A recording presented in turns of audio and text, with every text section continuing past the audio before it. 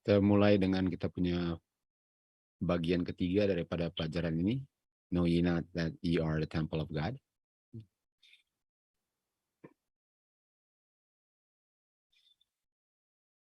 Hai.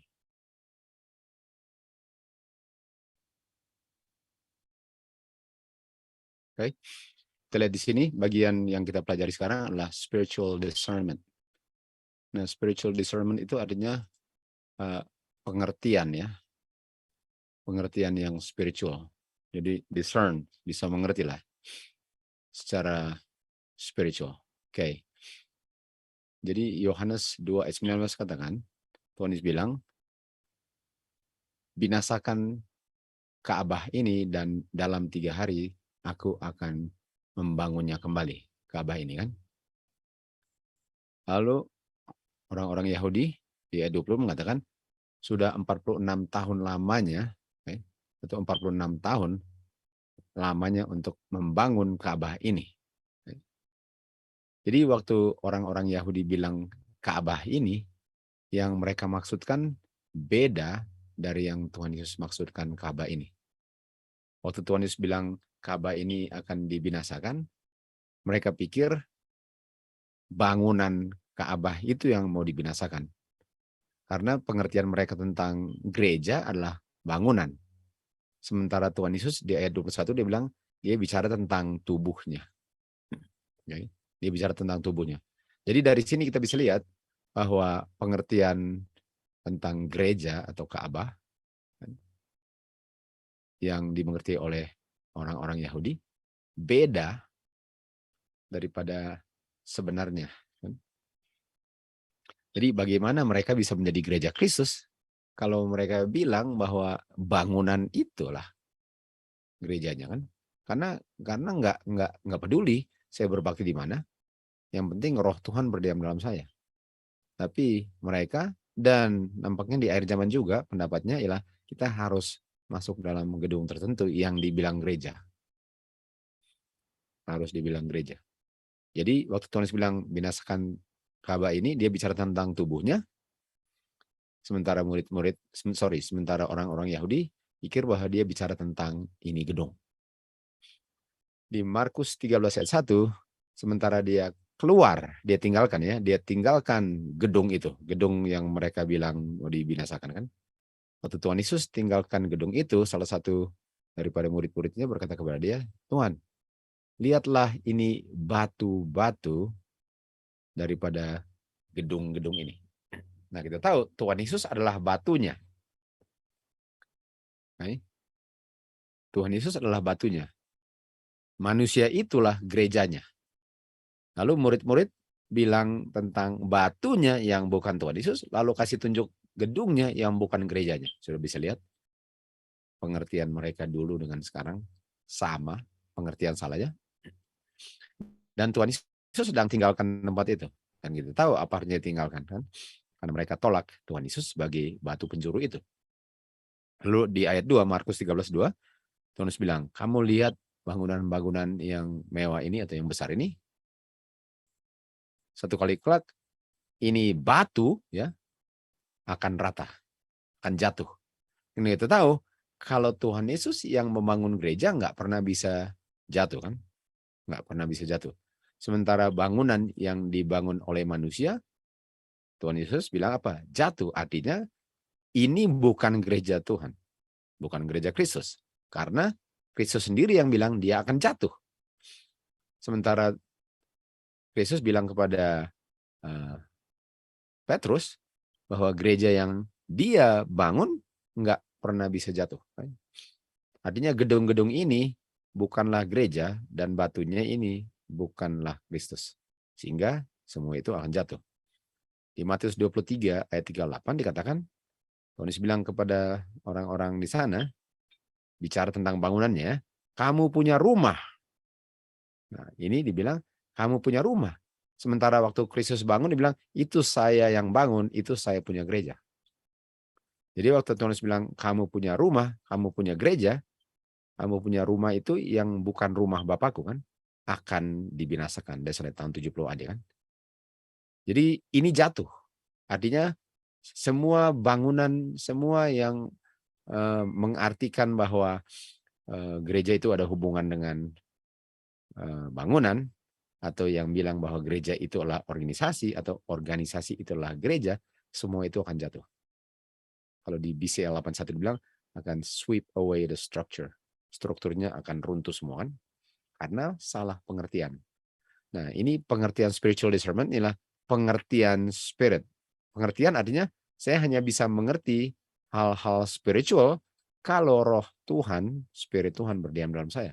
Dan kalau saya hidup berdasarkan roh Tuhan punya tuntunan, firman-Nya, saya akan mengerti hal-hal spiritual. Okay? Nah, kita lihat di sini, kutipan yang sudah lama kita mengerti. Di sini katakan, Bapa ada gereja. Bukan gedung-gedung yang mewah itu. Bukan katedral. Bukan. Gereja Bapa adalah orang-orangnya yang mencintai Bapa dan memelihara hukum-hukumnya. Okay? Jangan lupa ini kata keep kan sekarang sudah sangat penting kan. Kata keep. Sama dengan keep my commandment, my statutes, and my judgments. Okay? Itu keep. Jadi kalau kalian lihat keep, aduh, kita udah tahu apa artinya keep kan. Dan gereja Kristus, gereja Bapa adalah yang keep semua itu. Jadi pertanyaan saya, apakah orang yang tidak keep commandments, statutes, dan judgment, apakah itu gerejanya Kristus? Bukan. Bukan. Sesuai dengan Ulangan 456, bukan. Apakah orang-orang yang tidak keep commandments, statutes, and judgment, yang dibilang remember law of Moses, yang dikabarkan orang-orang yang memiliki roh Elia di akhir zaman, mengembalikan kita punya pengertian untuk menurut hukum, dan menyembah satu Bapa, apakah orang-orang yang tidak keep itu bisa dimeteraikan? Enggak, Ulangan 6 bilang enggak. Jadi gereja Kristus cuma satu. Enggak ada jalan lain selain Kristus ya. Sama dengan di Yohanes 14 ayat 6, enggak ada jalan melalui enggak ada jalan menuju Bapa kecuali melalui Kristus, anaknya. Artinya saya hanya bisa menerima Bapa, diterima Bapa kalau saya terima firman-Nya melalui anaknya. Dan kalau firman anaknya ditolak, dia punya commandment, statute, judgment itu, saya tolak Bapa. Punya roh, sehingga saya bukan gereja Kristus, karena roh itu saya tolak. Dan saya juga nggak bisa tahu apa itu gereja. Sama dengan orang Yahudi, dan pada umumnya orang akhir zaman, pikir gereja itu gedungnya. Walaupun mereka tahu, oh ini tubuh saya, tapi tingkah laku, perilakunya nggak sesuai dengan apa yang dibilang mereka mengerti. Lalu dikatakan, di mana Kristus berada, tentu saja melalui rohnya ya, melalui kehadiran rohnya, hanya hanya syarat yang dipenuhi yaitu roh Kristus punya kehadiran, itulah yang membuat kamu gereja Kristus. Hanya itu yang membuat kamu adalah gereja Kristus. Enggak ada yang lain. Tidak ada yang lain. Dan untuk memiliki roh Kristus, semua yang diucapkan Kristus saya harus terima. Enggak bisa saya, karena kalau saya belum terima karena belum tahu, lain cerita. Dengan sudah tahu tapi tolak. Sudah bisa lihat gereja Kristus apa yang bukan. Sudah lihat kan? Oke. Kisah 17:24. Bapa yang menciptakan bumi dan segala isinya, melihat bahwa dia adalah Lord of Heaven and Earth, dia adalah pencipta dan dia adalah Tuhan daripada langit dan bumi, berdiam tidak di dalam bangunan yang dibuat oleh tangan manusia. Okay? Tidak.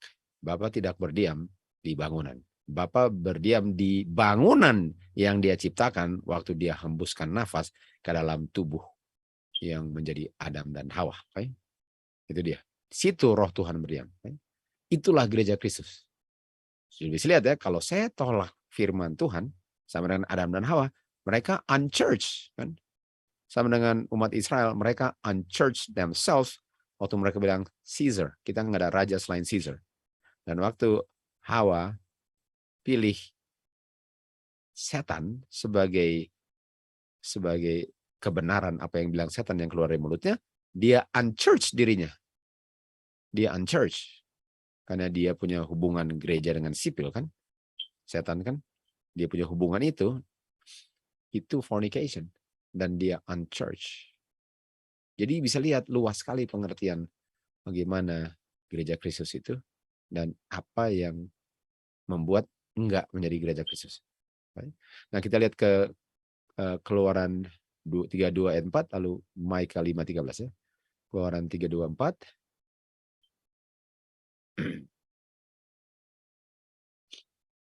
Oke, kita lihat ke Keluaran 32 ayat 4.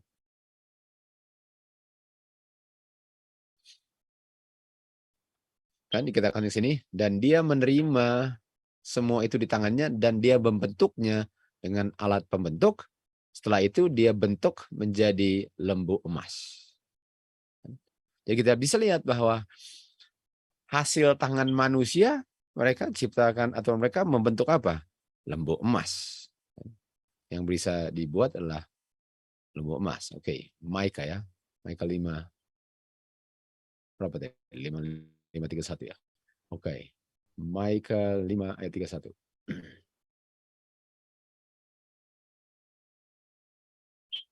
13. Oh, bukan. Maika 5 berapa lagi nih? Saya lupa lagi. Oke. Coba saya lihat lagi. Maika 5:13. Oke, sudah lihat tadi. Alright. 5:13. Oke. Ini dia. Oke. Oke. Dan mereka punya patung-patung yang dibentuk akan di-cut off. Dari standing images, jadi patung-patung yang berdiri ini di tengah-tengah kamu. Lalu dibilang apa? Kamu nggak akan sembah lagi hasil tanganmu. Artinya ini semua buatan tangan manusia dan disembah. Betul?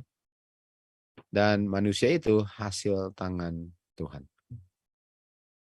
Jadi inilah yang membuat kenapa nggak bisa gereja itu menjadi bangunan. Karena kalau bangunan nanti seakan-akan mewahnya bangunan lama-lama jadi pohon, lama-lama jadi patung. Karena itu semua hasil tangan manusia.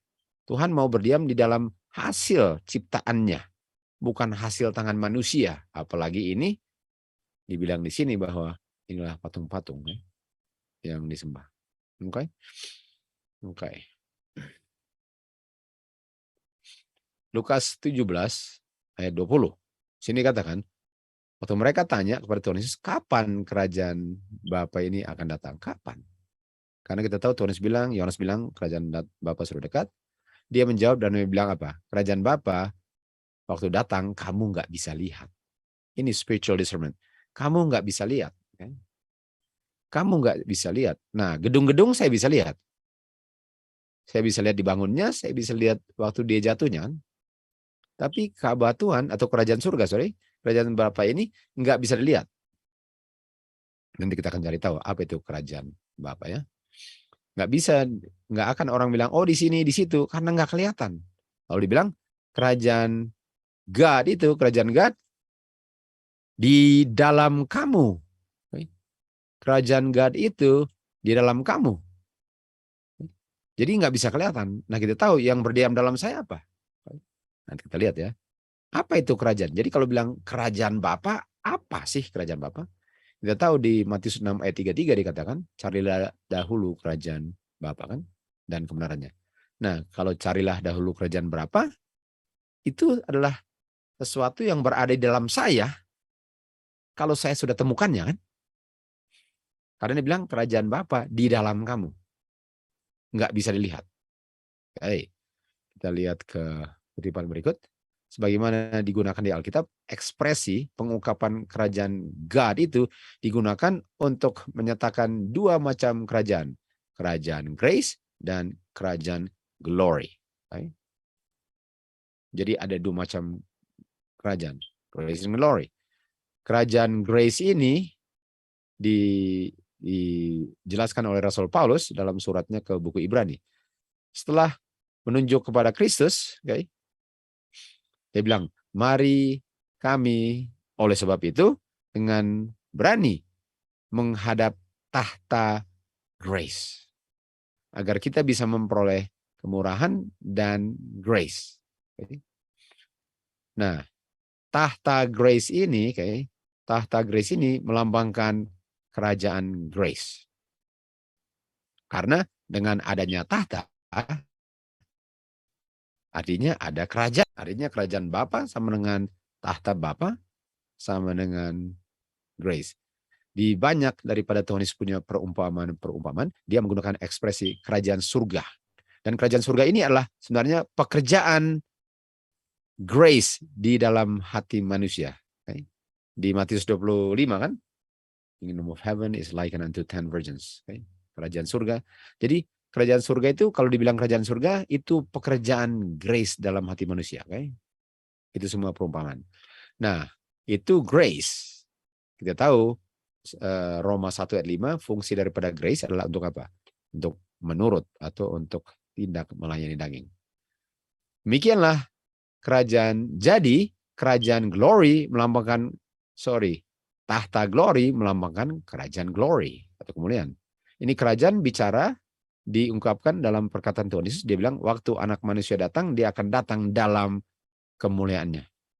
Dan semua malaikatnya dengan dia, dan dia akan duduk di tahta glory. Dan di hadapan dia berkumpullah seluruh bangsa. Kerajaan glory ini masih masa depan, karena Tuhan Yesus belum datang. Dan akan di-set up sampai kedatangan Tuhan Yesus kedua kali. Markus 13:26 kan? Kamu akan melihat anak manusia datang di awan-awan dengan kuasa dan glory. Jadi waktu orang-orang Yahudi tanya, kapan kerajaan itu akan datang? Mereka pikirnya apa? Mereka pikir bahwa kayak kerajaan Roma lah, ada tahtanya. Dan makanya anak daripada Yohanes dengan Yakobus kan, waktu ibunya tanya, boleh nggak saya punya anak satu di kanan dan satu di kiri? Padahal ini kerajaan grace. Nggak ada tahtanya, nggak bisa kelihatan.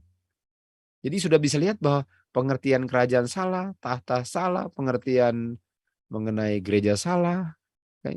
Semuanya salah. Karena ini hanya bisa diartikan secara spiritual. Jadi nggak bisa saya bilang, tadi saya ke gereja. Nggak bisa, karena kamulah gerejanya. Dengan catatan kamu berdiam dalam kamu, roh Bapa kan. Nggak bisa saya bilang, saya baru datang dari gereja. Kamulah gerejanya. Harusnya gereja baru tinggalkan bangunan. Nah, itu boleh. Gereja mau masuk bangunan, mau ketemu gereja, boleh. Tapi nggak bisa bilang, saya mau ke gereja. Kalau saya gerejanya, saya mau bertemu dengan gereja yang lain di bangunan. Nah, itu boleh. Okay? Tapi siapa ngomong seperti itu? Kalau orang ngomong seperti itu, dia bilang udah kurang waras ya. Jadi kerajaan yang mau didirikan itu kerajaan grace. Nah, kita cari tahu apa dan grace. Apa itu grace? Okay? Apa artinya grace? Okay? Di Lukas 11 ayat 13 dikatakan, kalau kamu jahat bisa memberikan sesuatu yang baik bagi anakmu, apalagi Bapamu yang di surga memberikan Roh Kudus kepada mereka yang memintanya. Jadi Bapa siap untuk memberikan Roh Kudusnya. Kalau kita terus lagi, Yohanes 14:16 bilang, Tuhan Yesus bilang, saya akan berdoa kepada Bapa dan dia akan memberikan, ini kata memberikan kan, dia akan memberikan another comforter, penghibur yang lain, artinya dia akan berikan Roh Kudus. Lalu katakan, itu adalah roh kebenaran. Nah, kita tahu di Yohanes 4, Tuhan Yesus bilang, kamu harus worship God in spirit and in truth. Kan ini dia.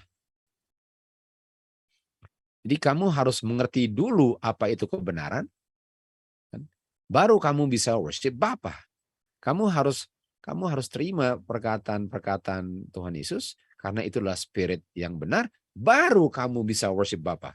Kalau saya tolak anak sebagai anak Bapa, sementara dialah yang memiliki roh kebenaran, artinya saya sama dengan Tuhan Yesus bilang, kamu nggak kenal siapa yang kamu sembah. Karena saya yang sebagai anak Bapa, sayalah yang ungkapkan siapa Bapa yang kamu sembah. Dan kalau kamu tolak saya sebagai anak Bapa, artinya kamu tolak saya punya perkataan bahwa saya anak Bapa, sehingga kamu nggak tahu siapa yang kamu sembah. Yohanes 4. Kan? Lalu dibilang, roh kebenaran yang diberikan Bapa ya, penghibur yang lain. Karena dia akan berdiam dengan kamu, dia akan berada di dalam kamu. Lalu Yohanes 14 dia bilang, aku, tadi dibilang roh itu aku akan datang kepadamu. Artinya rohnya Kristuslah yang diberikan Bapa. Bapa mau memberikan roh Kristus, tapi kita belum connect kan apa hubungan kerajaan grace dengan Roh Kudus. Jadi kita baca di sini, karena Tuhan Yesus dibebani dengan kemanusiaannya, Tuhan Yesus nggak bisa berada di segala tempat pada waktu yang bersamaan. Oleh sebab itu, untuk kebaikan murid-muridnya, dia pergi untuk tinggalkan mereka ke Bapa, dan Bapa mengirim Roh Kudus untuk menjadi penerusnya di bumi. Roh Kudus adalah diri sendiri tanpa kemanusiaannya dan terpisah dari kemanusiaannya. Tuhan Yesus diwakili dirinya sendiri dengan berada di mana saja melalui Roh Kudusnya yang omnipresent kan. Lalu dikatakan terus, tetapi penghibur ini yang adalah Roh Kudus yang Bapa kirim dalam namaku, dia, lalu Miss White tambah ini ya, this phrase was added by Ellen White, walaupun nggak kelihatan, kita tahu di Yohanes 3:8, Tuhan Yesus bilang kepada Nikodemus, Roh Kudus itu seperti angin yang nggak kelihatan kan. Jadi Roh Kudus nggak kelihatan. Tunggu. Kalau Roh Kudus di dalam kamu, in you, nggak kelihatan, apa yang Tuhan Yesus bilang tadi waktu ditanyakan oleh orang-orang Yahudi kan? Dia bilang, mana kerajaan God? Dan kerajaan God itu apa? Sebenarnya grace. Lalu Tuhan Yesus bilang apa? Grace nggak bisa dilihat. Dan tadi dikatakan, dan grace itu berdiam dalam kamu. Lalu grace itu apa? Grace itu Roh Kudus, rohnya Kristus. Ada yang bisa lihat Roh Kudus? Nggak pernah. Artinya kerajaan Bapa itu hanyalah kerajaan Bapa kalau rohnya yang tidak kelihatan berdiam dalam kamu.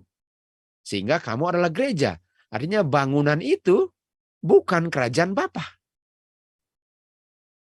Bangunan itu bukan kerajaan Bapa. Kenapa? Karena roh Tuhan itu berdiam di dalam orangnya, bukan bangunan. Bisa saja dalam orangnya, di dalam bangunan ya, tapi bukan dalam bangunan tanpa orangnya. Sehingga saya harus masuk ke gereja. No, gereja masuk ke gedung. Artinya kerajaan Bapa itu bukan kerajaan Bapa bagi mereka yang menganggap bahwa bangunan itu adalah gereja. Jadi kalau saya tekankan, oh kita harus ada gereja untuk bergereja, kita harus bangunan. Nah, itu bukan kerajaan Bapa. Dan artinya orang itu nggak mengerti grace dan nggak mengerti Roh Kudus, karena Roh Kuduslah yang membuat gereja itu gereja. Dan menolak Roh Kristus. Bagaimana saya bisa bilang saya adalah gereja Kristus kalau rohnya saya tolak, kalau saya tekankan bahwa bangunannya itu adalah gereja. Di Roh Kudus yang tidak kelihatan, Roh Kudus itu yang tidak kelihatan oleh kamu. Ini dia. Lalu di Yohanes 3:8, Tuhan Yesus bilang kepada Nikodemus kan, angin meniup, kamu mendengar, tapi kamu nggak bisa bilang karena kamu nggak bisa lihat dari mana dan kemana perginya. Tapi efeknya kamu bisa lihat. Demikian juga semua orang yang dilahirkan oleh roh yang tidak kelihatan. Artinya gereja, artinya orang yang menolak bahwa, orang yang mempertahankan bahwa bangunan itu adalah gereja, mereka nggak lahir kembali. Dan kita tahu di Ibrani 12 ayat 23 dikatakan gereja lahir kembali, firstborn adalah gereja yang namanya dicatat di surga. Kan? Namanya catat. Jadi kalau saya punya nama dicoret di bumi, itu nggak mempengaruhi sama sekali dengan keselamatan saya. Sama sekali nggak. Saya nggak hilang karena nama saya dicoret dari buku gereja di dunia.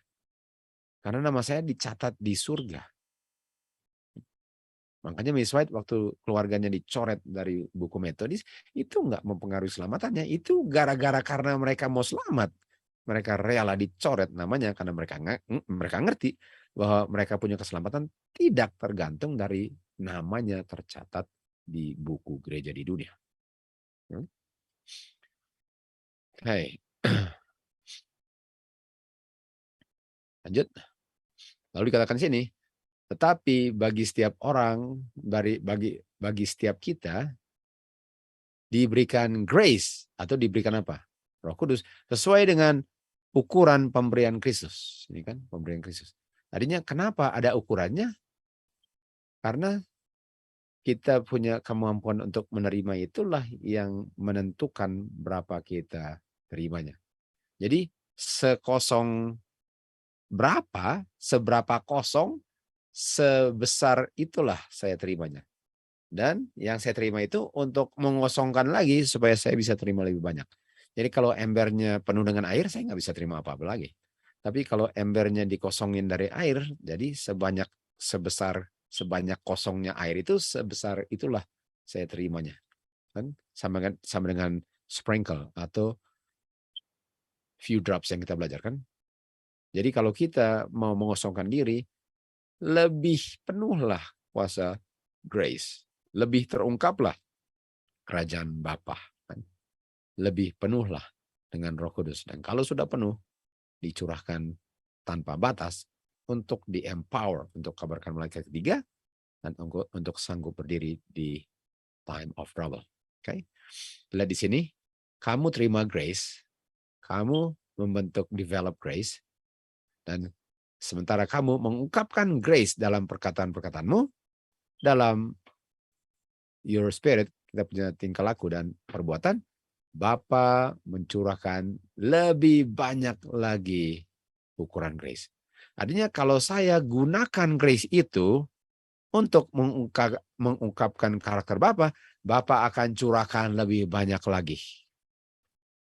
Sesuai dengan berapa banyak saya menyerahkan diri saya, sebanyak itulah saya diberikan Roh Kudusnya. Jadi kalau saya mau simpan-simpan dosa, nggak bisa. Kalau saya mau simpan dosa, kalau saya mau simpan sesuatu, itu membuat saya nggak pernah bisa terima yang saya butuhkan untuk dimeteraikan. Itu dia. Dan kamu disupply dengan grace surgawi. Kamu menjadi kerajaan Bapa, gereja Kristus. Kamu dibentuk sebagai wajana untuk kehormatan dan menjadi saluran melalui kamulah Bapa mengungkapkan dia punya grace kepada dunia. Artinya, walaupun grace-nya nggak kelihatan, tapi hasil kerja grace itu orang lihat.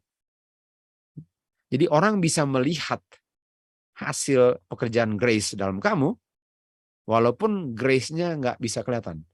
Sementara orang bisa lihat bangunan gereja, tapi dia nggak bisa lihat perubahan hidup. Bisa lihat itu. Jadi biar bangunannya kelihatan, apa gunanya kalau orangnya nggak ada perubahan? Biarpun grace-nya nggak kelihatan, tapi mantap sekali kalau karakternya berubah. Karakter berubah, itulah buktinya bahwa ini adalah kerajaan Bapa. Ini adalah the kingdom of grace. Inilah gereja Kristus. Gereja Kristus dikenal dengan seakan-akan melihat Kristus. Dan apakah saya melihat Kristus dengan melihat bangunan gereja? Enggak. Sama sekali enggak. Sama sekali tidak. Jadi ada kutipan yang dibilang bahwa ada orang-orang yang enggak bisa melihat Kristus dalam gereja kan. Well, nomor satu, yang mereka nggak bisa lihat ialah sebenarnya bukan bangunannya kan. Yang mereka nggak bisa lihat ialah hasil pekerjaan grace dalam gereja. Well, bagaimana mau kelihatan grace dalam gereja kalau di gereja, di dalam bangunan itu, kalau di dalam bangunan itu menolak grace Kristus. Bagaimana saya bisa melihat hasil pekerjaan sesuatu kalau sesuatunya nggak ada? Nah, Tuhan Yesus bilang, Tuhan Yesus bilang kepada Nikodemus, kecuali kamu dilahirkan kembali ya, lihat ini. Kecuali kamu dilahirkan kembali, kecuali ada grace dalam kamu, kecuali kamu adalah kingdom of God, kingdom of grace, kecuali Roh Kudus berdiam dalam kamu, kecuali Roh Kudus yang tidak kelihatan berdiam dalam kamu nggak bisa lihat kerajaan Bapa. Nah, kalau bilang nggak bisa lihat artinya apa? Kamu nggak bisa lihat hasil pekerjaan grace kalau nggak ada grace. Kamu nggak bisa lihat orang ini dilahirkan kembali kalau dia nggak ada roh yang membuat orang itu lahir kembali. Artinya saya nggak bisa mengerti hasil pekerjaan grace kalau saya nggak ada grace. Saya kasih contoh ya.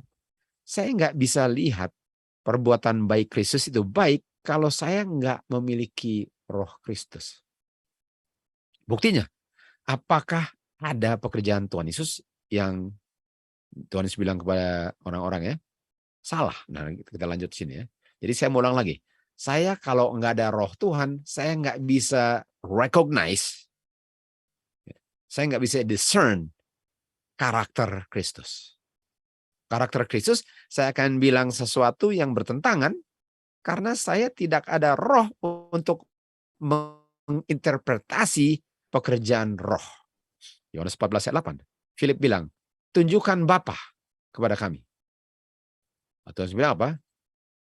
Bukankah saya sudah lama dengan kamu dan kamu enggak mengenal aku, Philip? Dia yang telah lihat saya. Artinya kalau kamu lihat saya, harusnya kamu lihat hasil pekerjaan roh Bapa dalam saya. Kamu lihat hasil pekerjaan roh dalam saya, kamu melihat hasil pekerjaan roh Bapa. Kan? Tapi kamu nggak bisa lihat itu kalau kamu tidak memiliki roh untuk bisa mengerti itu. Karena hanya yang memiliki roh yang sama yang bisa melihat bahwa ini adalah hasil pekerjaan Bapa. Kalau dikatakan, bagaimana kamu bilang tunjukkan Bapa? Ayat 10. Kamu nggak percaya aku dalam Bapa, Bapa dalam aku? Bapa dalam aku adalah apa? Roh Bapa dalam aku. Roh Bapa lah yang melakukan pekerjaannya. Artinya Philip nggak bisa mengerti pekerjaan Bapa yang dikerjakan Tuhan Yesus hasil roh Bapa dalam Kristus. Artinya dia belum mengerti. Dan kalau belum mengerti, makanya dia bilang, tolong tunjukkan. Saya nggak bisa lihat. Tolong tunjukkan. Lalu ayat 11 dia bilang, percayalah aku dalam Bapa, Bapa dalam aku. Kalau kamu nggak percaya perkataan saya, paling kurang lihatlah pekerjaan saya. Karena pekerjaan saya itulah buktinya yang kamu mau lihat. Tapi kamu nggak bisa lihat kalau kamu pun tidak memiliki roh. Atau kalau kamu nggak percaya perkataan saya, kalau Tuhan bilang, kalau perkataan saya kamu tolak, yang adalah roh, bagaimana kamu bisa lihat pekerjaan saya itu dari Bapa kalau kamu tolak roh yang saya ungkapkan. Artinya kalau saya terima firman Kristus, saya bisa lihat hasil pekerjaan Kristus. Dan saya bilang, ini orang pengikut Tuhan Yesus. Ini orang enggak. Karena tukang bohong dan cepat tersinggung, semua itu. Itu dia. Jadi ini namanya spiritual discernment ya. Yohanes 3 ayat 3. Yohanes bilang, kalau kamu nggak dilahirkan kembali, kalau kamu nggak bisa lihat hasil pekerjaan orang yang dilahirkan kembali. Kita ke Yohanes 9. Yohanes 9 terus bilang apa? Kamu akan melihat hasil pekerjaan Bapa. Grace, kingdom of God. Lalu orang-orang, saya sudah bicara padahal ada ayatnya.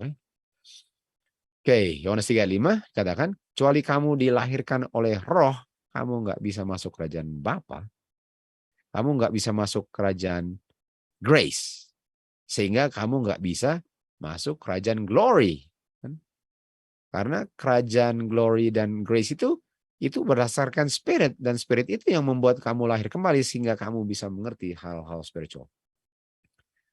Sekali lagi Tuhan bilang, angin meniup dan kamu nggak bisa lihat kemana dan dari mana datangnya. Itu dia. Oke. 1 Korintus 2:14. Orang yang natural ya, natural itu lawannya spiritual. Dia nggak memiliki hal-hal daripada roh Bapa. Bagi dia itu adalah satu kebodohan.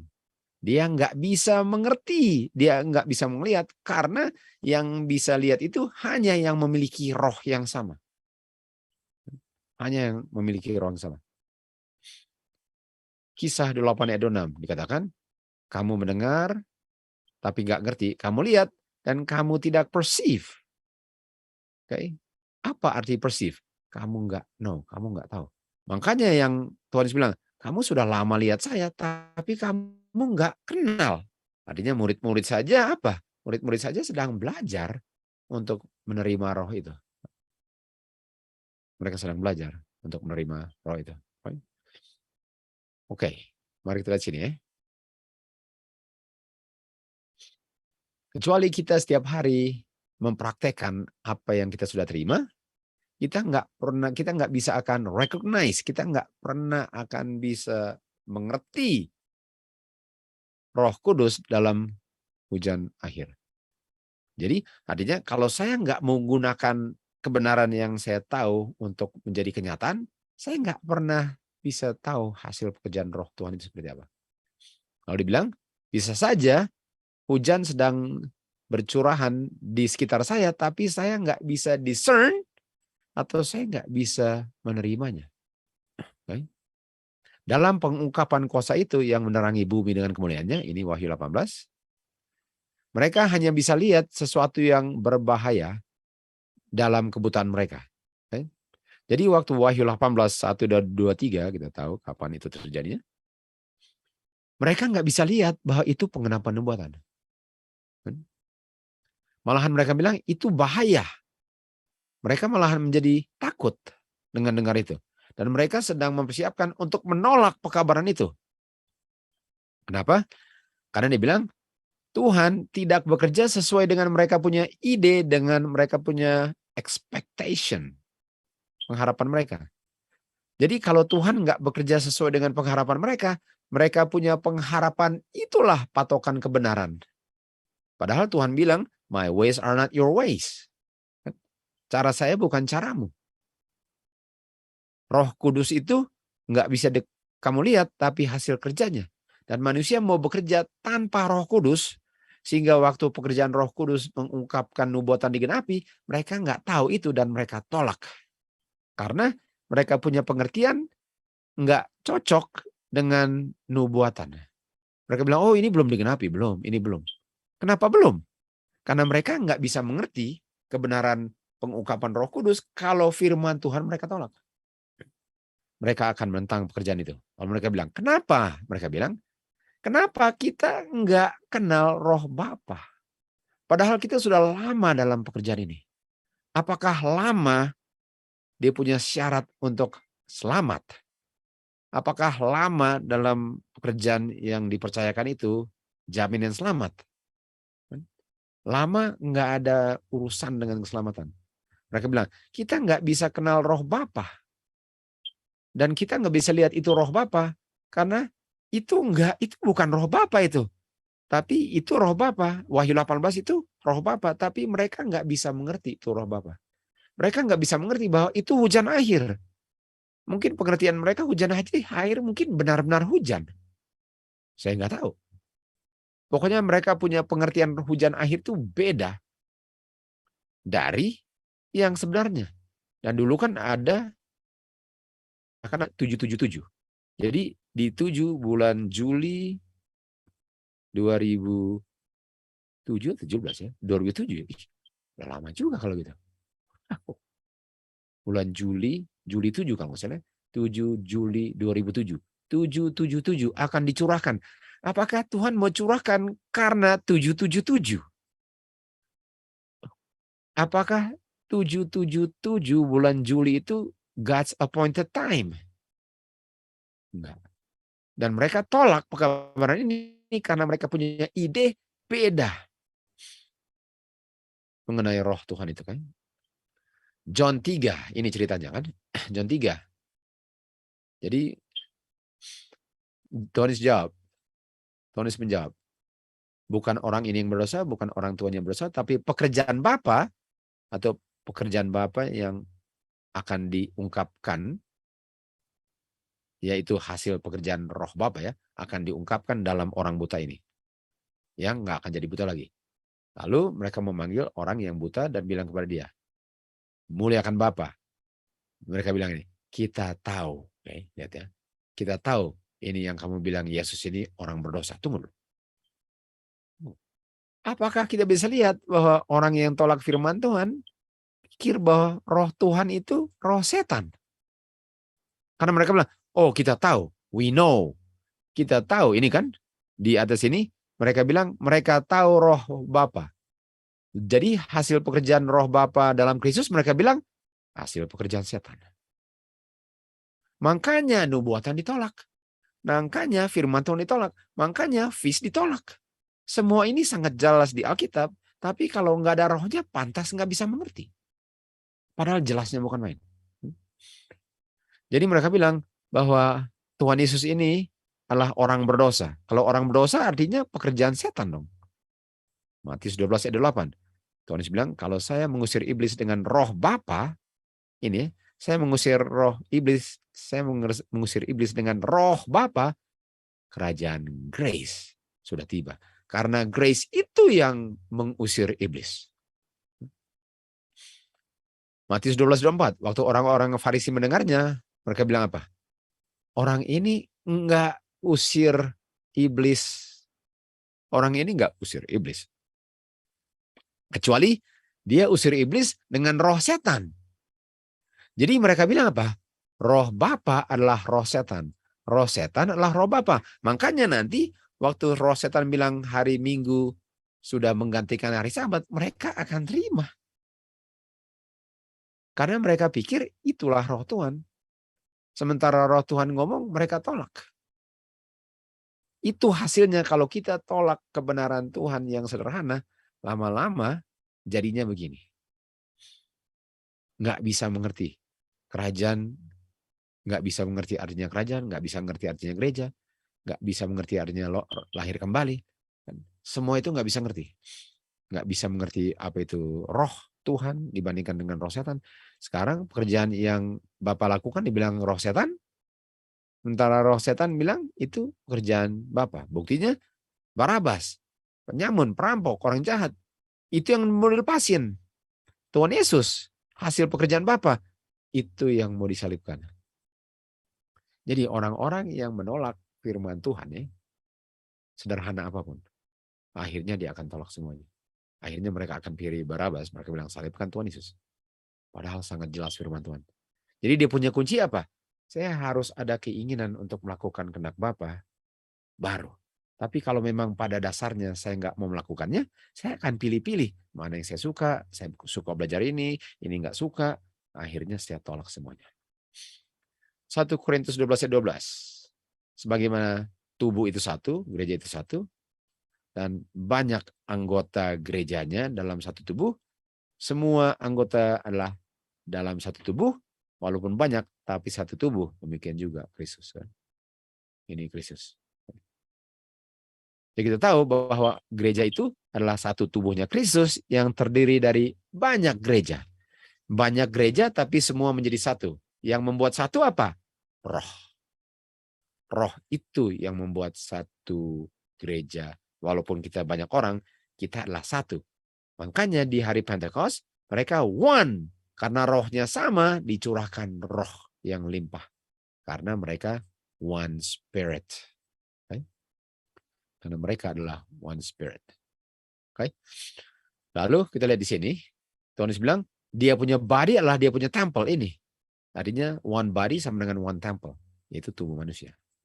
Ayat 13, karena oleh satu rohlah kita semua dibaptis ke dalam satu tubuh. Nah, baptisan ini baptisan roh, bukan baptisan air. Baptisan air itu hanya lambang bahwa saya sudah dibaptis roh. Kan? Jadi boleh satu roh, satu kebenaran, satu firman. Kan? Oleh satu firman kita dibaptis masuk menjadi tubuh Kristus. Kan? Menjadi satu tubuh. Jadi kita hanya bisa menjadi tubuh Kristus kalau kita memiliki roh yang sama. Sama dengan di hari Pentecost.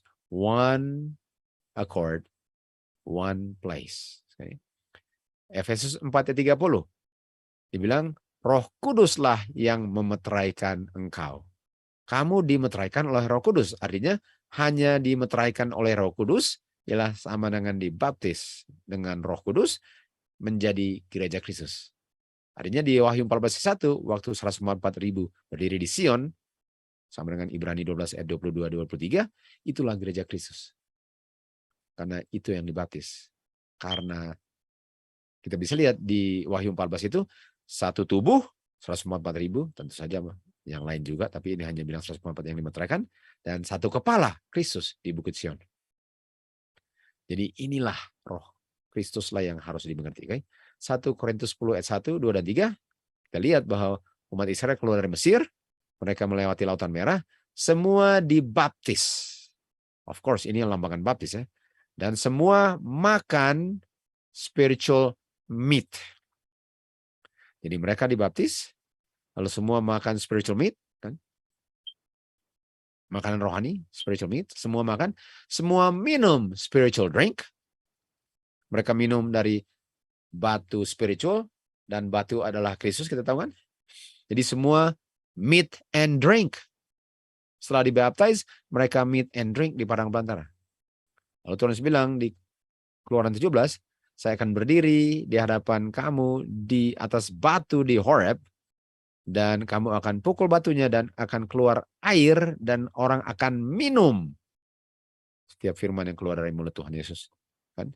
Kamu akan minum. Jadi mereka makan dan mereka minum. Artinya gereja Kristus akan meat and drink sebagai lambang. Kan? Orang yang baptis kan, baptis oleh Roh Kudus apa? Born again. Artinya orang yang born again, yang dimeteraikan oleh Roh Kudus, yang dibaptis oleh Roh Kudus ke dalam satu gereja Kristus, okay? The General Assembly and Church of the Firstborn, written in heaven, mereka semua apa? Makan spiritual bread, meat, dan minum spiritual drink. Yohanes 6:54. Barang siapa makan dagingku dan minum darahku memiliki kehidupan kekal. Dan kalau dia pun mati akan dibangkitkan. Ayat 55. Karena saya punya flesh adalah meat dan saya punya blood adalah drink. Ini ya. Dan ini melambangkan apa? Firman Tuhan, yaitu roh Tuhan. Artinya kalau saya terima roh Tuhan yang dilambangkan oleh meat and drink, okay, saya makan spiritual drink, meat dengan minum spiritual meat, dan itu sama dengan saya born again, saya dimeteraikan, saya menjadi bagian tubuh gereja Kristus, kan? Yang akan berdiri di Wahyu 14 ayat 1 bersama dengan kepalanya. Kalau saya makan, jadi caranya untuk saya terima roh itu ialah lambang daripada terima roh Tuhan, ialah meat and drink. Karena kalau saya meat and drink, ini ya, my blood, drink, my blood, berdiam dalam saya. Berdiam dalam saya. Kita sudah baca tadi kan, yang berdiam dalam saya apa? Yang berdiam dalam saya, oke, saya mau kata saya mau kasih lihat sini. Yang berdiam dalam saya tadi apa? Oke. Yang berdiam dalam saya. Space, kita mau kalian lihat apa yang berdiam dalam saya. Oke. Ini dia. Oke. Di sini katakan Kingdom of God, kerajaan Bapa nggak bisa dilihat. Okay. Kerajaan Bapa yaitu grace, yaitu Roh Kudus berdiam dalam kamu. Okay. Artinya Roh Kudus yang saya terima dari setiap firman anak yang mengukarkan Bapa, yang membuat saya dimeteraikan, yang membuat saya dibaptis. Dibaptis itu artinya mati terhadap daging, bukan sekedar dicelup di air. Itulah kerajaan Bapa. Itulah yang akan masuk kerajaan Bapa. Kan? Lalu setelah itu kita lihat tadi, kutipan tadi, jadi Roh Kudus ya, yang berdiam dalam saya. Comforter kan. Lalu kita lanjut lagi tadi, meat and drink. Lihat ya, dia bilang, my flesh adalah meat, my blood is drink. Dan dia yang makan flesh dengan drink my blood, dia yang meat and drink. dwelleth in me and I in him. Artinya, kalau saya mau dimeteraikan, saya perlu nggak meat and drink sebagai lambang saya terima firman Tuhan. Jadi kalau orang tolak untuk meat and drink, mereka nggak akan meat and drink ya. Walaupun meat and drink-nya itu bukan yang menyelamatkan, tapi karena mereka tolak dia punya feast, meat and drink-nya pun ditolak, sehingga mereka tolak roh Tuhan yang mau berdiam dalam saya, yang dilambangkan oleh meat and drink. Inilah yang memeteraikan. Oke. Saya mau kasih tunjuk ayat.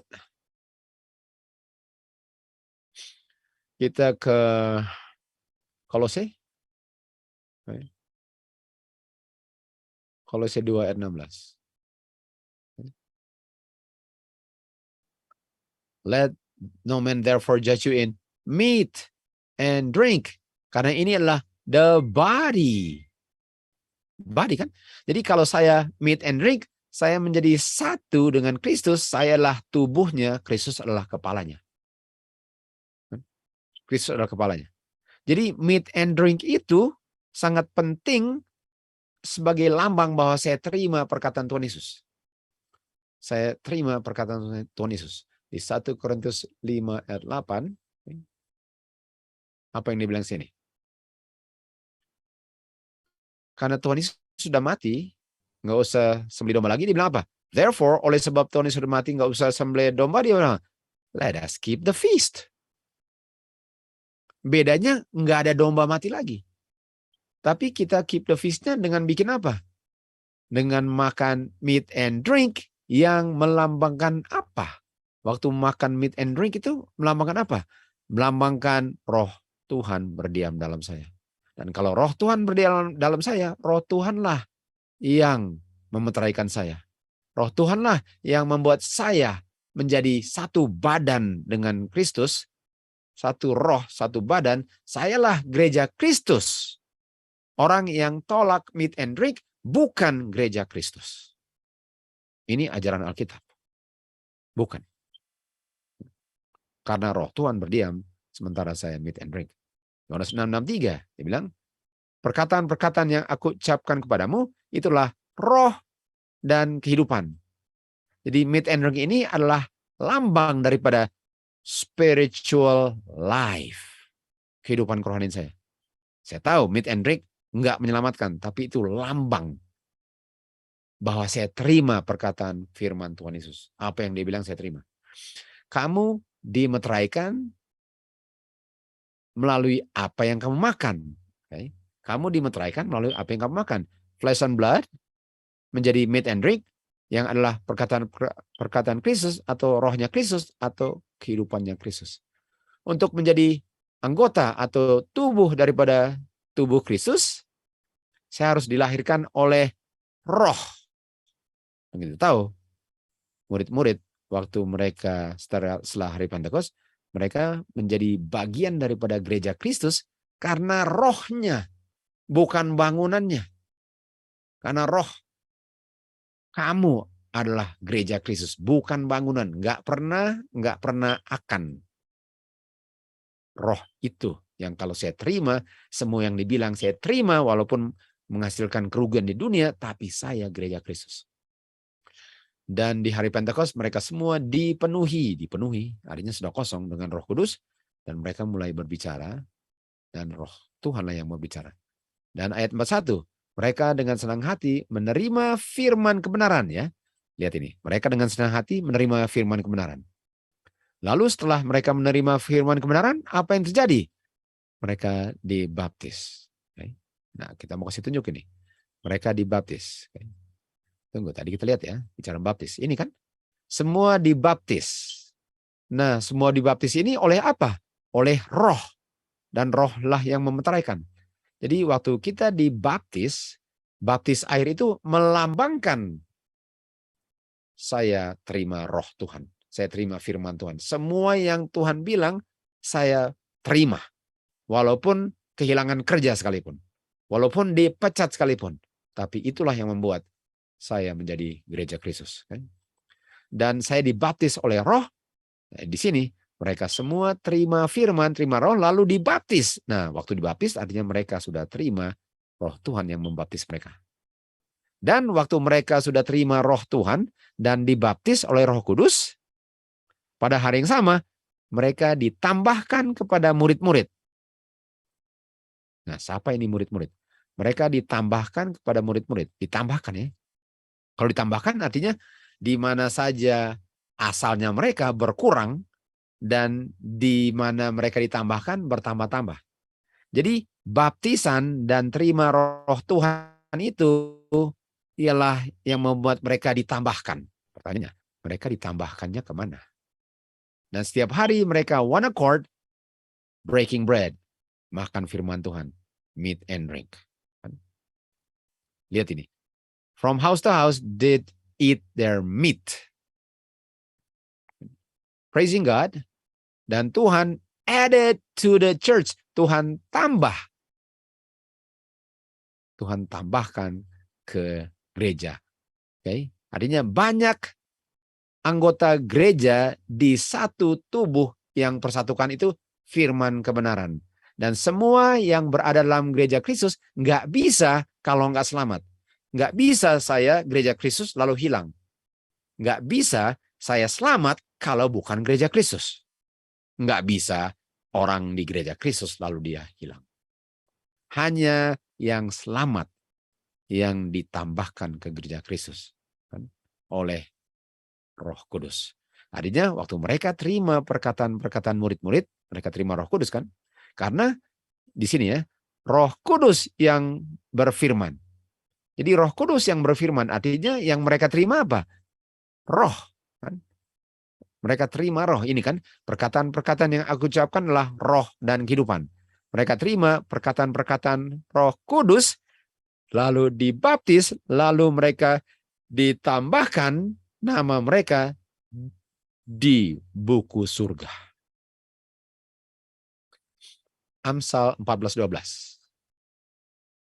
Ada yang kelihatannya benar, tapi ujungnya kematian. Sebaliknya, ada yang mereka bilang salah, padahal itulah kehidupan.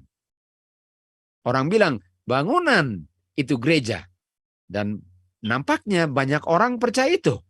Itu ujungnya maut. Orang yang di mana dia terima roh Tuhan, itu gereja. Pada umumnya tolak itu, padahal itu kehidupan. Hanya sekedar saya setuju dengan kebenaran, bukan agama Alkitab.